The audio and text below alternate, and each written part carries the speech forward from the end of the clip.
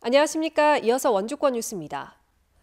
오늘은 원주를 비롯한 영서 남부 지역 대체로 흐린 가운데 밤까지 산발적으로 비가 내리겠습니다.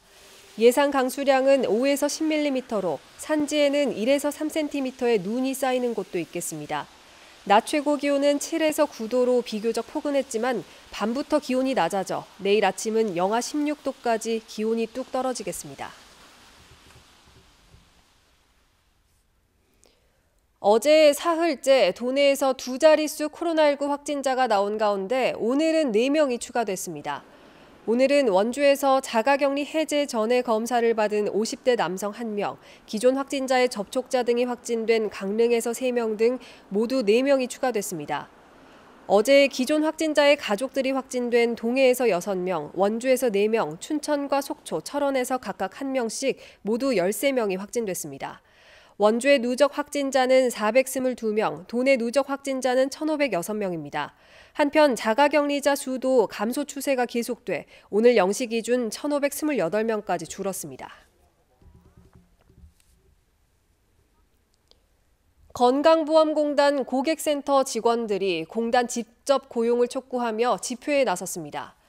민주노총 공공운수노조 건강보험공단 고객센터 지부 소속 노조원 40여 명은 오늘 건보공단 원주 본원 앞에서 집회를 열고 1,600여 명에 이르는 고객센터 비정규직 직원들의 직고용과 노사 전문가 협의체에 공단이 복귀할 것을 요구했습니다. 이들은 고객센터를 운영하는 다른 공단들이 정부 방침에 따라 정규직 전환을 완료하는 동안 고객센터가 가장 큰 건보공단은 논의조차 중단했다고 성토하고 있습니다. 오늘 오전 영월군 한반도면 쌍용천에 이어 오후에는 서강에도 진한 녹색 액체가 유입돼 주민들이 불안해하고 있습니다. 지역 환경단체인 동서강 보존본부는 산업 폐기물 매립장 건설 현장에서 화학약품이 유출된 것이라며 오염원 누출이 없다는 쌍용양회 측 주장이 허위라는 걸 보여준다고 주장했습니다. 영월군은 녹색 액체가 강으로 흘렀던 경위와 해당 액체 성분 조사에 들어갔습니다. 쌍용양회는 인근 주민들의 반대에도 불구하고 해당 지역에 산업 폐기물 매립장 건설을 추진하고 있습니다. 도내 중소기업의 해외 시장 개척을 지원하는 GTI 박람회 추진센터가 오늘 원주시 우산동에 있는 강원경제진흥원에서 문을 열고 활동에 들어갔습니다.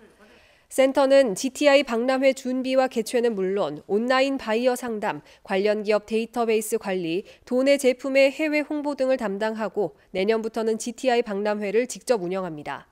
센터장은 도청 중국 통상과장이 겸임하고 도내 파견 인력과 경제진흥원 직원 등 모두 6명이 근무하게 됩니다. 지난해 원주 혁신도시 내 이전 공공기관의 지역 인재 채용률이 26.5%로 나타났습니다. 강원도에 따르면 지난해 혁신도시 이전 공공기관의 신규 채용 인원은 332명이고 이 중 88명이 강원도 출신입니다. 이는 전년에 비해 1% 증가했고 2020년 법정 지역인재 목표 채용률인 24%보다 높은 수치입니다. 혁신도시법에 따른 연도별 목표 채용 비율은 올해 27%, 내년에는 30%까지로 확대됩니다.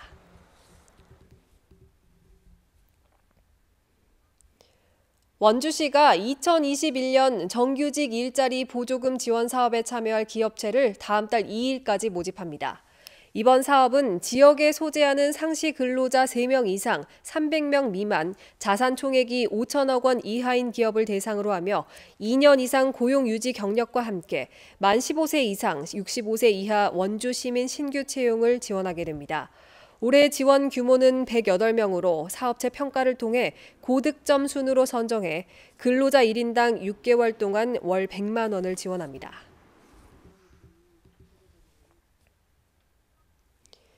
영월군이 하천구역으로 편입된 토지의 보상 청구 신청을 받고 있습니다. 지난해 국가하천으로 승격된 남한강과 평창강의 지류인 동강과 서강이 해당되고 2023년 12월 말까지 지속적으로 신청할 수 있습니다. 신청된 토지는 감정기관의 평가를 거쳐 보상액을 산정하고 순차적으로 지급됩니다.